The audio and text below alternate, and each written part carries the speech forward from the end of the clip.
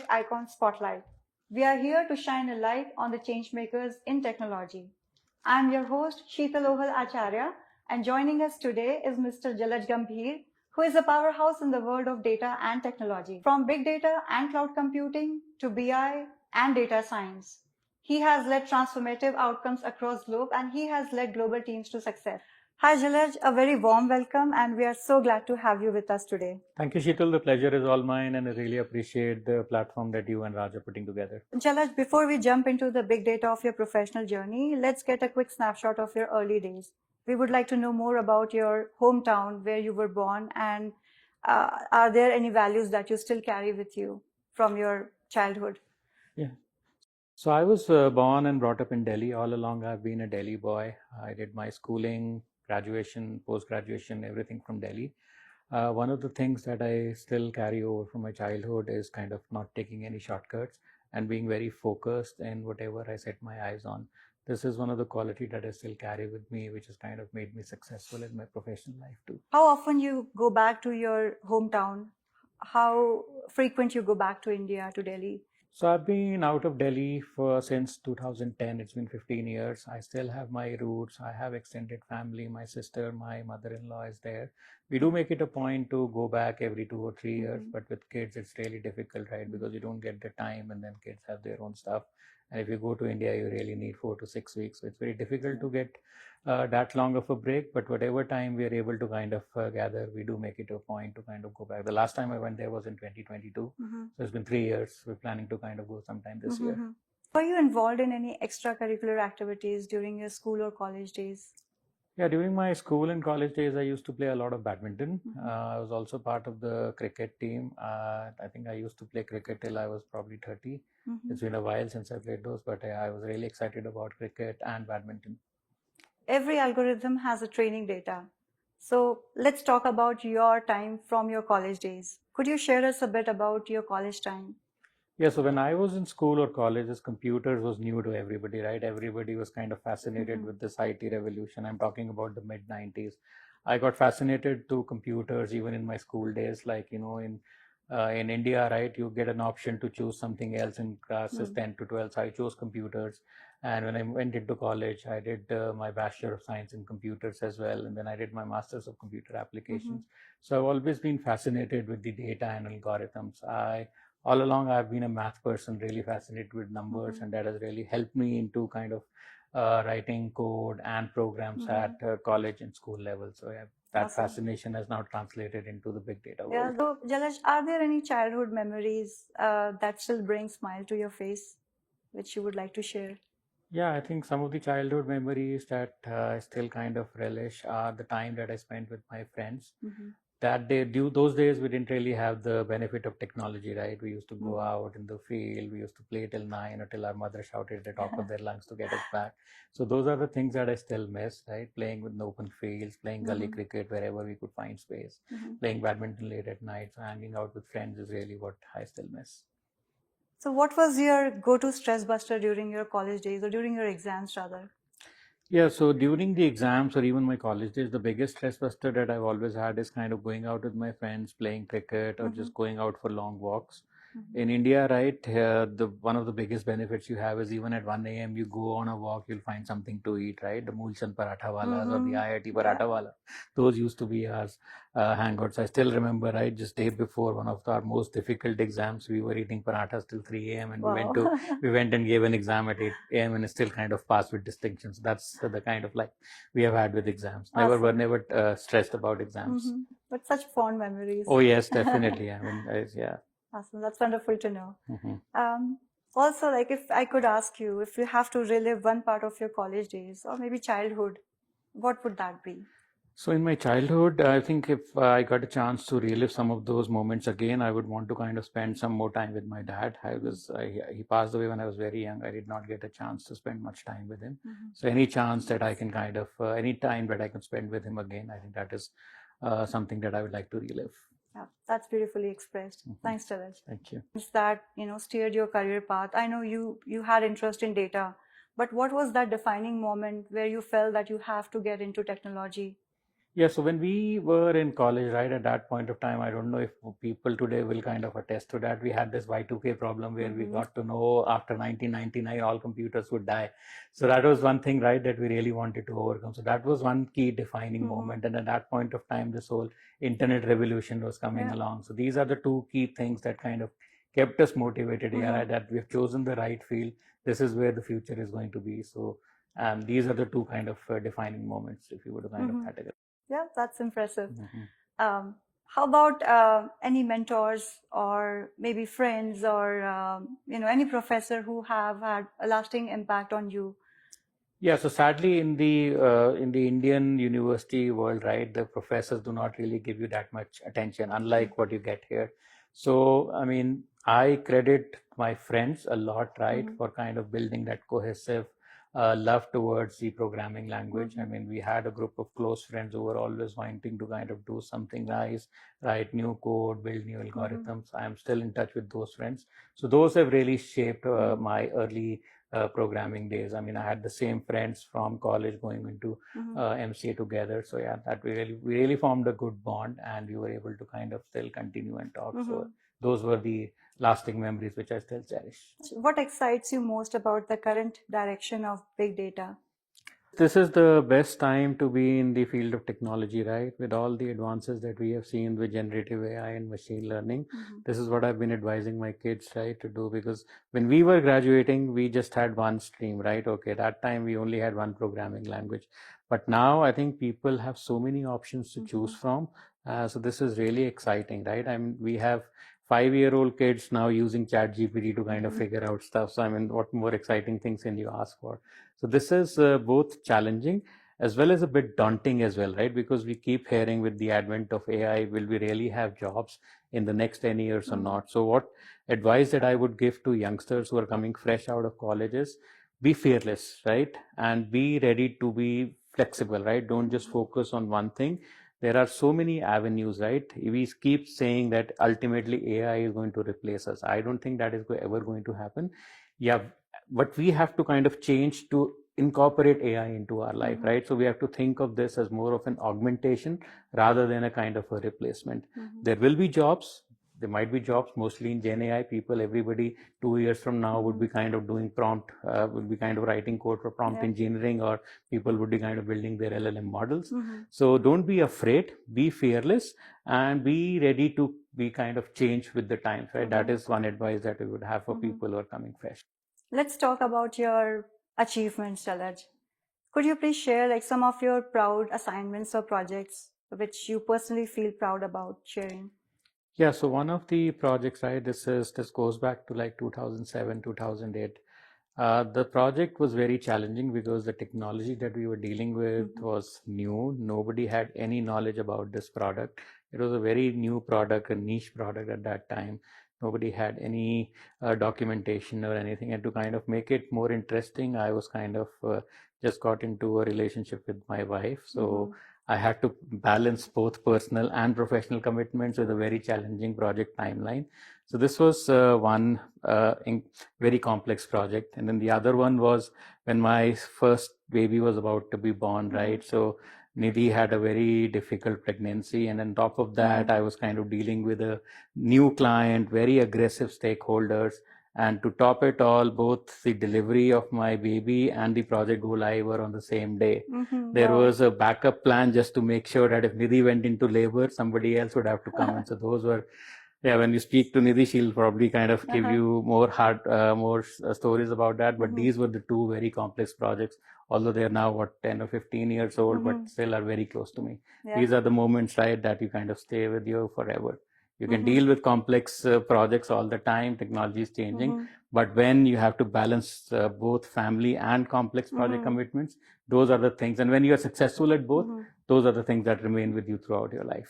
Definitely. And since those projects had direct connection with your family, so it was kind of a, strong bond you had. Yeah. And I'm sure those are gonna be like, the memories are gonna stay with you forever. Yeah, some of my project teammates from those times still thank Nidhi for holding on to Advay, right, and not delivering early. We'll talk to Nidhi about that experience. Sure.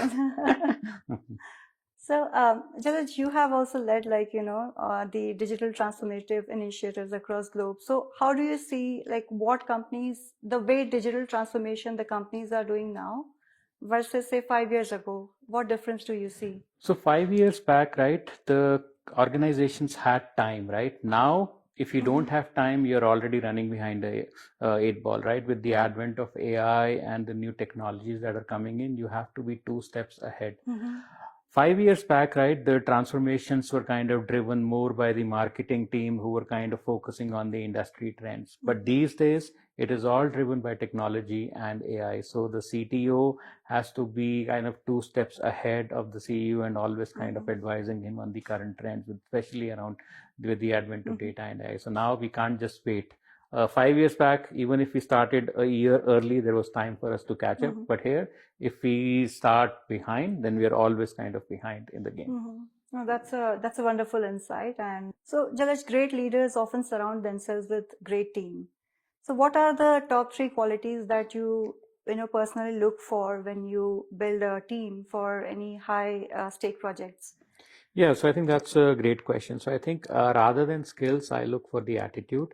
People these days have to be very adaptable and flexible to the ever-changing demands of the industry. Gone are the days where you could just stick to one technology. I think we are no longer in our parents' generation where we kind of got a government job and then we are secure for the rest of our life. We can no longer survive in the market without being flexible. So that's one. Second, people should be willing to take risks, right? I mean, great leaders are born out of adversity, right? As we say, right? Necessity is the mother of all invention. So you have to challenge people. People should be willing to kind of take on new initiatives. So that's the thing that I look for in my team. And lastly, what I also look at is how people are perform in a kind of a pressure situation and how good are they in kind of growing their team too, right? Because at the end of the day, it's all about growing with people, as I had earlier said. So these are the 3 qualities that I look in kind of building high performance team. So, Jalaj, behind every tech leader, there is a support system that is running quietly in the background. So let's give them a little bit of spotlight today. We would love to know more about your wife, your kids, or maybe when did you first met your wife, and was it a love marriage or an arranged marriage? Yeah, so my biggest support system is my wife, Nidhi, right? She is the love of my life. So the impression that people get of me is a very serious person, but contrary to that, we had a love marriage. I met her in 2007. I have 2 lovely kids. One is a son, 14 years old, Adve, and our lovely daughter, Palakshi, who is 11. These 3 guys are my rock. So with COVID and even pre-COVID, I've been working a lot from home. So after a busy day or after a complex meeting, right, these are the 3 guys. When I see their faces, that kind of rejuvenates me. So these have been really my support system for the past 17 years. I'm really grateful that these guys are in. That's so beautifully expressed, Jalaj. We would like to invite Nidhi, and we would like to, have her join our conversation. Oh, sure, yeah. She would be a much more interesting person to talk to than me. Hi Nidhi, welcome to our show, and it's an absolute pleasure to have you join us on our show today. So thank you for joining us. Thank you so much, Sheetal. Thank you for having us here. So Nidhi, we would like to start, to know more about your how you first met Jalaj. What's the story behind when you first both met? Was it a love at first sight? What it was? Well, it's a very different story. Jalaj and nobody believes us, but we actually met at a common friend's party, and there were no sparks at first at all because we are very different. He's a very introvert, and I'm a complete extrovert, so we are poles apart. And nobody had ever predicted that we would actually end up together. But we just started talking, and we just realized that we had some common passions together. And then we just stayed in touch. That's it. We didn't even realize till then that we are actually going to fall in love with each other. But then gradually we started talking over the phone. We went out for coffee just as friends.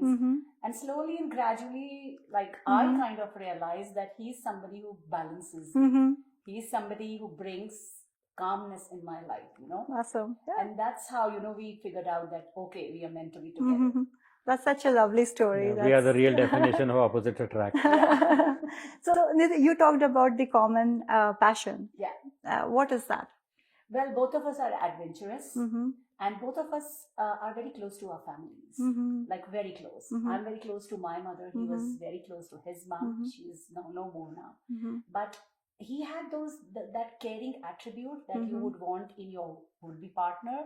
Definitely. He was very caring. He was very loving, and he was very honest about everything. I still am. Yeah, he It still is. Okay. But those are the things which actually attracted me to him. His caring attitude, and he was as adventurous as me. And he never said no to any new adventures we wanted to have together. So that was one thing that really brought us together. Awesome. So any, fun adventure, holiday or vacation in the recent past, which you can share with us? Well, there are lots. Like I remember one was during our honeymoon time.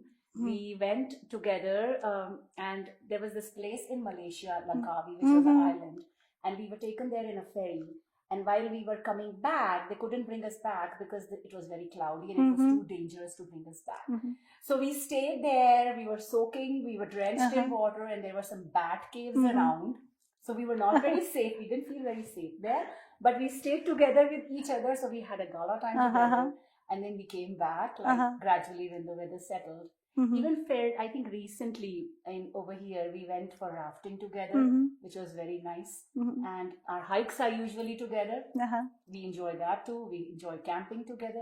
So anything which brings us closer to each other and anything during which we can take time away from our work, we enjoy. That's really awesome. And I've seen your videos from your adventure, so I pretty much know what an adventurous person you both are. So how about your kids? Do they enjoy all these adventure as well?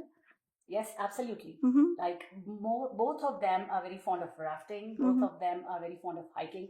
My older one has now started complaining. I'm not going to join you every time. I'm too old now. But yes.